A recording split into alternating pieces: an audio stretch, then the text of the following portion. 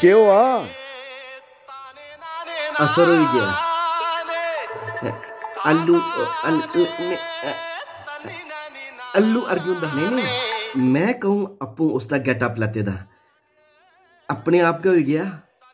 वो आए जे मैं दिखी पुष्पा ते घर आइए अपनी कीमत की सुनाया जे अज मैं पुष्पा दिखी बस मत पुछ के वो आके मैं अजे तक सोचा ना जे सच सुनाइए मिगी इत्थों आके कौन पुष्पा वह बचपना दी सहेली जेरी मेरी जिंदगी कन्नै खेली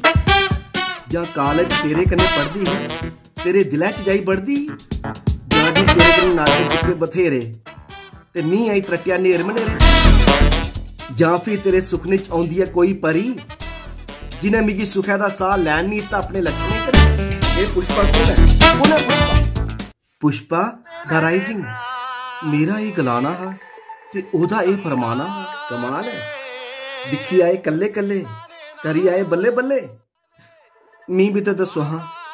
ये चूड़ी चाड़ी दी बिन दसो हाँ बस ओदे परंत ओ बनी दी श्रीवल्ली उह ड्रेस पाए दा आखदी है फैशन है मी पुष्पा बना